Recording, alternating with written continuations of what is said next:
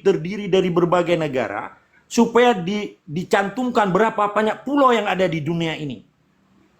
Maka ditugaskan oleh yang namanya anggota PBB semua untuk mencatat wilayahnya, provinsinya, pulaunya, sehingga pada saat kementerian di bawah Dirjen Kewilayahan, kebetulan itu orang Aceh, si Safrizal.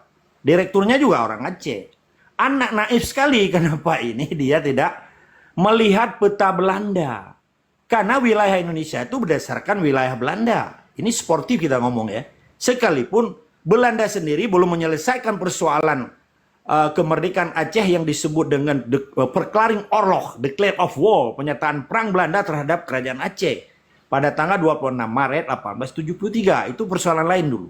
Ini kita umumkan kepada bangsa-bangsa yang ada hidup di Nusantara yang disebut hari ini Indonesia, itu tuh ditugaskan oleh PBB itu. Yang anehnya, tugas yang dilakukan oleh Dirjen Kewilayahan yang kebetulan orang Aceh, dia tidak berpegang teguh kepada beberapa fakta sejarah, undang-undang Indonesia sendiri, dan aturan-aturan yang memiliki potensi yang lebih kuat. Hanya dia melihat kedekatan. Kalau melihat kedekatan, memang benar. Pulau Limpan, Pulau Panjang, Mangkir Besar, Mangkir Kecil, itu lebih dekat kepada Tapanuli Tengah. Tapi kalau cerita lebih dekat, apa bedanya Natuna lebih dekat ke Filipina? Kenapa wilayah Kepulauan Riau? Apa bedanya dengan apakah ada satu pulau di dekat Timur Leste, itu Nusa Tenggara Timur, itu kenapa wilayah Makassar, namanya Sulawesi Selatan? Kalau lebih dekat lagi, Papua lebih dekat ke Darwin, ke Australia, kenapa masuk Indonesia? Kenapa tidak masuk ke Australia? Ini kan sangat stupid. Ini namanya pembodohan yang dilakukan oleh orang-orang yang membuat namanya peta bumi. Ini kan ditugaskan oleh PBB sebenarnya. Ini kan tidak pernah diungkapkan oleh semua jurnalis di Indonesia. Ini kan pembodohan. Seakan-akan ada semacam propaganda yang dilakukan suka-suka pemerintah. Pertama, di dalam aturan Indonesia ada undang-undang pembentukan provinsi. Namanya Undang-Undang Pembentukan Wilayah Provinsi. Di Aceh berdasarkan Undang-Undang Nomor 24, 1 Juli 1956, wilayah Aceh itu tiga kabupaten lagi belum diserahkan kepada Aceh berdasarkan Undang-Undang Nomor 24 1 Juli 56. Itu tertera di dalam poin 114 MOU Helsinki. Kabupaten Langkat, Kabupaten Asahan, dan Bantar Gebang. Itu harus masuk kepada wilayah Aceh. Kenapa pun orang MOU Helsinki tidak berjuang untuk merebut itu, dan kenapa pemerintah Indonesia tidak mengembalikan 3 kabupaten itu kepada Aceh? Ini kan tidak pernah diterangkan oleh Gubernur Aceh, penjabat Aceh, semua Aceh, itu semua pegawai macam gaji buta. Tidak bertanggung jawab sedikit pun. Melimang hanya yang menyebut. Paju gaji buta, tenang-tenang bro, ucap-ucap boh, ukan to, meribe-ribe aja kena ukan to, buat apa tak? Pate cok pula yang gabuk katanya. Awaknya ni, ikem keroi. Lagi mi ipajuh kecap.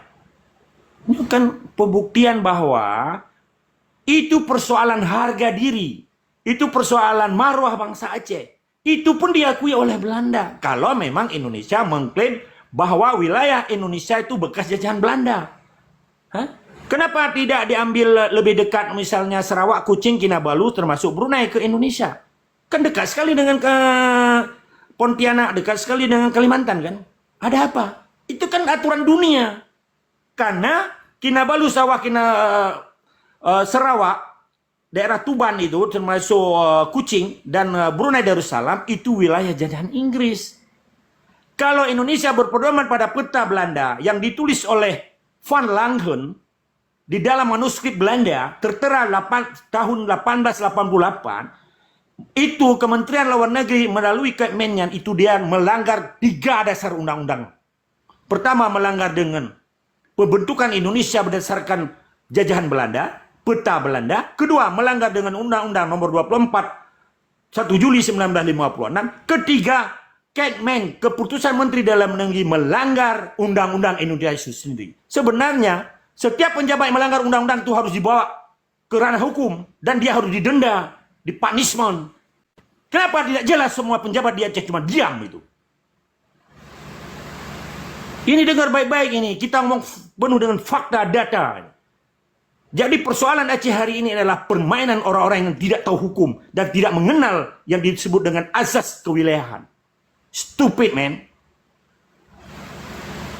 Kalau nanti orang Aceh berhak menyatakan merdeka, siapa yang melarang? Tidak ada. Tidak ada yang kekal dan abadi di dunia ini ketika hak rakyat itu atas nama miliknya, atas nama tanah pusakanya, atas nama inspirasi dan aspirasi haknya. Kenapa Indonesia bisa bilang merdeka? Kenapa Aceh tidak bisa bilang merdeka? Ada apa? Memang selama 80 tahun ini ada jaminan Indonesia membawa orang Aceh untuk masuk surga. Untuk supaya damai dan abadi, sejahtera. Apa yang terjadi di Aceh hari ini?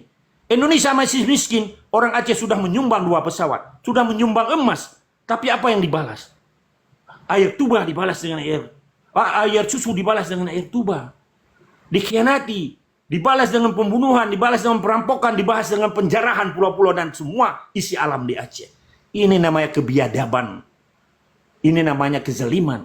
Kenapa orang-orang Aceh tidak hari ini? Itu salah satu rahasia Allah, hidayah Allah untuk mempersatukan orang Aceh yang selama ini diinjak-injak, dihina di tanah rumah kita sendiri.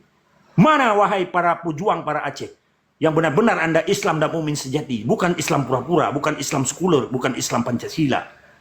Mari kita bergabung sesuai dengan pesan-pesan saudara adinda saya itu, Benny. Kita ikut itu atas nama legal secara Islam, legal secara hukum humaniter, dan legal secara hukum konvensional internasional. Mari kita diskusi supaya jangan melebar. Akhirnya, satu kesatuan bangsa Aceh, mulai semua level, semua komponen, orang Aceh harus bersatu padu untuk memperjuangkan haknya, bukan hak orang lain. Jangan main-main dengan harkat dan martabat orang Aceh. Selama 80 tahun orang Aceh dihina, dibalas dengan penindasan, penjarahan, pembunuhan. Ini kita wajib bangkit untuk membela tanah air kita sendiri, bukan tanah orang. Kita tidak akan pernah merampok orang lain yang merampok bumi kita selama ini. Mari kita bersatu demi agama, demi Islam, demi segala-galanya harkat dan martabat bangsa Aceh. Allahu Akbar, Allahu Akbar, takbir. Allahu Akbar, Allahu Akbar, Allahu Akbar. Lanjut.